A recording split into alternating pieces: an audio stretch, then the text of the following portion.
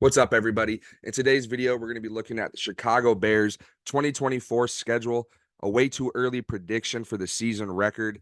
Obviously, you can tell by the hat. Big Bears guy. And if you tune into the pod, you obviously know local Bears fan. So there's going to be a little bit of bias here, but I'm going to try to keep it as realistic as possible for this record prediction. With that all being said, let's just jump straight into week one. Before we get into today's video, guys, I just want to give a special shout out to today's sponsors, starting with Gold Fine and Bowles Lawyers for the Injured. Personal injury, workers' compensation, those are their two things, but any sort of legal advice, they're the people to call. Give them a phone call, 309 673 5144. Tell them we sent you, okay? And I'd also like to shout out SeatGeek for sponsoring today's video as well. Use promo code PlayBookSports on their website to get $20 off your first purchase of $30 or more. Let's get back to the video. And that is against the Tennessee Titans at home. Bit of a funky matchup. One of three straight AFC South opponents to start the year. Bears don't play a divisional game till week 11. Anyway, though, week one, home against Tennessee. I like the Bears' chances in this game. Tennessee, not a bad team. They did make upgrades in the secondary this offseason, getting L'Jarius Sneed. And they did trade for Calvin Ridley on the offensive side of the ball with Will Levis at quarterback. It's a young team with an opportunity to take a leap if Will Levis takes that step. But week one, it's a good matchup for the Bears and Caleb Williams' first game. I think they're able to get the job done to move to 1-0. Second game on the schedule is Sunday Night Football against the Houston Texans, the second straight AFC South opponent. The Texans last year with CJ Stroud obviously exploded onto the scene, winning a playoff game against the Browns. This is a big time opportunity for the Bears to see what the season is going to be like. You know, if they snatch a victory, expectations for this team are going to skyrocket. But it's just an opportunity for Bears fans to see Caleb Williams on a national stage, show off the new toy, the new franchise quarterback, and hopefully it goes well. But I am going to give the Texans the nod here to move the Bears to 1-1. Texans just a really good team coming off of last season to this year. And I think CJ Stroud, top 10 quarterback based off last year's play. He's just going to continue to ascend. It'll be a good matchup, but I think the Texans will take this one home. Week 3, my boy Bob's Indianapolis Colts. The Bears are going to travel to Indy to face the Colts on the road. Anthony Richardson back this year after missing pretty much all of last season. Colts almost made the playoffs with Gardner Minshew at quarterback last year. They're expecting Richardson to take that team to the next level. It's going to be a damn good game. Hopefully me and Bob are in attendance at this one. But, man, as a Bears fan, obviously I'm leaning a little bit towards the Bears. But the Colts have a really good team. Eberflus being there prior, sort of a revenge game, even though he didn't get fired. He just left for another opportunity. I'm gonna have to give the Bears the dub here. Obviously, that's gonna happen probably more times than it should. But 2-1 after 3 weeks and three straight AFC South opponents. Funky way to start the year, but if the Bears can be 2-1, I'll be definitely grinning ear to ear. Week 4, second home game for the Chicago Bears. The Los Angeles Rams are coming to town. Matt Stafford, Sean McVay, head coach. They did lose Aaron Donald to retirement in the offseason. But man, it's Matt Stafford. It's a veteran quarterback that's been there, done that pretty much in any scenario. I mean, he's won the Super Bowl. Tough game for their second home game. I'm going to give the Rams the nod here, move the Bears to 2-2. I just think Matt Stafford will be able to do enough to get the Rams a victory. 2-2, though, can't be upset after a decent start. Moving into week 5 against the Carolina Panthers at home. These two teams played last year, but Tyson Bagent was a starting quarterback for the Bears, and they got a victory. So I'm anticipating another victory with Caleb Williams at quarterback to move the Bears to 3-2. You love to see the Carolina Panthers on the schedule, and we own their second round pick, so a victory just helps us in the draft as well. Let's jump on into week 6. We're going to take a little flight going over to London in the England game, but I'm sort of pissed about this because this is a home game for the Bears. Instead, they said no hard knocks. Let's just use our leverage and say we'll take a London game so we don't have to be on hard knocks. Sort of an L, in my opinion. One, you have to obviously travel mid-season to London and deal with all that, especially with the young rookie quarterback. But missing out on the Bears on hard knocks, man, that would have been wicked. But let's just talk about the game anyway. Jacksonville comes over to London pretty much every single year. Doesn't look like it's a benefit, though, for them. They're just a one game over 500 in their 11 trips over there, and I think they're going to get bounced down to 500 with an L. I think the Bears are going to go ahead and take a W after a long trip. It'll be a good game. Jacksonville is interesting. They didn't really address secondary, and that's definitely weak. And Trevor Lawrence in the offense, it's got weapons, but it's a bunch of mid-tier weapons. And hopefully Lawrence can lift the rest of the guys. And I think the Jags will bounce back and be better than what they were last year. But I'm going to give the Bears the Week 6 victory to move to 4-2. And then we come back after London. We got the bye week in Week 7. So shout out 4-2 Bears into the Week 7 bye. I mean, hey, that'd be a good start for Caleb Williams' career. And it looks like the Bears made the right move if that is the case so far for the season. And then after the bye week, we got the number 1 pick versus the number 2 pick. Caleb Williams and the Chicago Bears are traveling to the Washington Commanders to face Jaden Daniels. The new look Commanders sort of on offense with Jaden Daniels at quarterback. Most of the same weapons, but the offensive line still going to be a big struggle.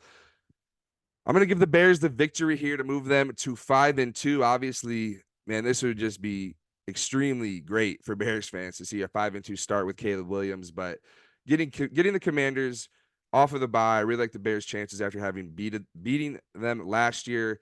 And we have Montez Sweat on our side of the field this time. It just gives us another edge. So I'm gonna give the Bears a victory to move them to 5-2 through Week 8. In Week 9, another road trip is against the Arizona Cardinals.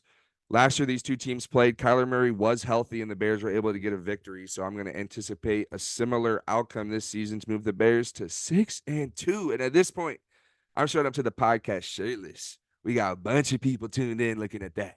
Because damn, man, Bears 16-2. You're telling me I'm not going crazy.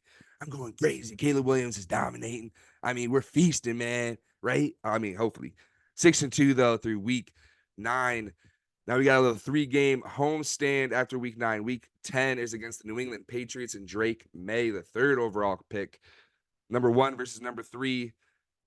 And the Patriots, man, I think they're going to struggle. They didn't really do much to address all of the needs they had. I mean, there was a lot. The whole team was lackluster, and getting Drake May in there helps, but a young rookie quarterback with not much around him, and he's a guy that has to grow in the league.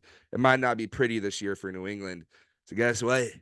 Bears 7-2. Come on, I mean 7-2 Bears. How are you not rolling? Rolling. I mean, we are rolling. If that's the case, man. 7-2 Bears through Week 10, I'd be grinning. But then the Cheeseheads, Week 11, home in Chicago. Caleb Williams' first opportunity against the Green Bay Packers and Jordan Love.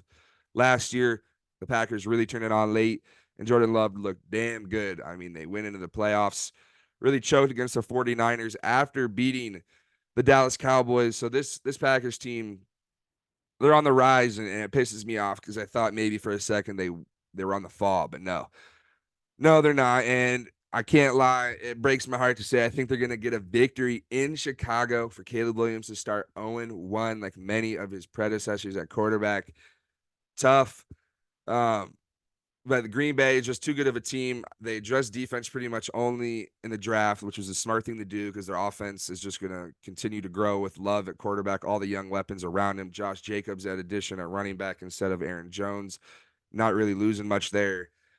So I'm going to give the Packers the nod in Week 11 to move the Bears to 7-3. Breaks my heart, breaks the winning streak, but it's all right because we turn around Week 12, another home game against a divisional opponent, the Minnesota Vikings. By this point in the season, I'm going to anticipate J.J. McCarthy is in at quarterback because Sam Darnold did not do enough with his 2-3 weeks of opportunity and got benched. And if that's the case, I think this is a victory for the Bears to move them to 8-3. I like JJ. I'm a big Michigan guy, but I think he is another player that needs some time in the league. The Vikings obviously have great weapons on offense, but it's the defense that's suspect. Even though they played well at times last year, they're a blitz-heavy team. But still, I'm giving the Bears the nod to move to 8-3 through Week 12 with another divisional opponent, 3 straight, Week 13 on the road, Thanksgiving, the Detroit Lions in Detroit. The division favorite Lions, rightfully so. They choked their Super Bowl trip last year in the NFC Championship game. And Dan Campbell said it best, they might not get back there, especially with Caleb Williams on the Bears. I mean, he did say that Caleb Williams on the Bears part, like, for sure. But Week 13, Thanksgiving matchup, another opportunity for national TV to view Caleb Williams and this dominant Bears team who are 8-3 and just juicing right now. They're going to lose this game, though. Fall to 8-4. The Detroit Lions just too good of a football team. Dan Campbell did say they might not get back, but they're going to have a damn good chance to get back. Jared Goff with the contract extension. I think it was a good move for Detroit. You got to keep the train rolling, and the only way to do that is keep Goff. And man, Detroit good on defense, good on offense, and they're really physical on the line. So it's a tough team to beat, especially at home. So I'm gonna give them the victory. Move the Bears to 8-4 through week 13 with a 3-game road trip starting in Detroit. Week 14 is the second game of that trip, and it is against the San Francisco 49ers, the NFC champion last year, fell in the Super Bowl to the Kansas City Chiefs. Tough when you see a team like this on the schedule. Thankful that there's not many of those teams on this schedule this year for the Chicago Bears, because this is another loss for the Bears to drop them to 8-5, and from 8-3 to 8-5, all of a sudden everything's falling apart. We're doomed, right? Probably. Probably at this point that will be the narrative if the Bears were 8-3 to 8-5. Losing to two contending teams, but both on the road, it's tough. San Francisco is just it was all everybody said last year. They're the Avengers. They're still going to be the Avengers. Got Brock Purdy running the helm. Defense is going to be nasty. So that's a tough game to run into week 14 against San Francisco. We'll jump to the last game of this 3-game road trip, and it is against the Minnesota Vikings in Minnesota this time. And again, I think it's going to be a similar game to the one in Chicago. It's JJ at quarterback. It'll be a good game. How much will he have progressed in a month? I don't think it'll be enough to beat the Chicago Bears to move them to 9-5 through week 15. Everything's back to being okay with a victory. Couple games at home near the end of the season, week 16, the Detroit Lions coming to town. I think the Bears might be able to do something here, sneak one out. Nah, I can't. I think the Detroit Lions will sweep the Bears. Sadly, I just think they're just a really good football team. They're division favorite in my mind, and they have a really good opportunity to get back to the Super Bowl. It will obviously be tough to beat the Bears twice, considering they have success against the Lions. But man, it's a different team right now, so I'm gonna give the Detroit Lions the victory here. With that victory for the Lions, it's gonna move the Bears to 9-6 through week 16. And then week 17 at home against the Seattle Seahawks with Shane Waldron, revenge game, even though he really wasn't fired. It was just a situation where Pete was done and he left.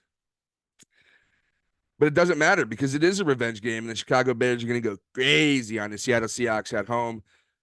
Move the Bears to 10-6 through 17 weeks, which at the end of the day, if that's not competing for a playoff spot in the NFC, I would be shocked. So at this point, if Bears are 10-6, you got to be happy. The last game of the season always got to be the Green Bay Packers. This happened 7 times since 1998. I heard Kevin Fishbane say when I was watching their podcast. And Bears are 0-7 on season enders against Green Bay in that stretch. Love that. Well, guess what? That ain't changing. It ain't changing. And Caleb Williams is going to start 0-2 against the Packers, and the Bears are going to fall to 10-7 to finish the season. But guess what? That's enough for a playoff berth, baby. Don't care if it's a wild card. Don't care if it's a 7 seed. Don't care what it is. It's a playoff berth. And it's 3 more wins than the Chicago Bears had last year. 10-7 would have me over the moon. Should have the rest of the fan base very excited, especially with the possibility of that being the playoffs. And if that is the case, who knows what the Bears team looks like in the playoffs. I know you won't want to play them because the defense is definitely going to be rowdy. And Caleb Williams, just the longer he plays, the better the kid's going to get. So 10-7, man. What do you guys think? What's the record prediction? You guys have these Bears team going. Let me know in the comments. Again, 10-7 would have me over the moon as a Bears fan, and it would obviously make Ryan Poles look like he made the completely right decision, drafting Caleb Williams and trading Justin Fields. But let me know, what do you guys think? And thanks so much for watching. We'll see you guys next time.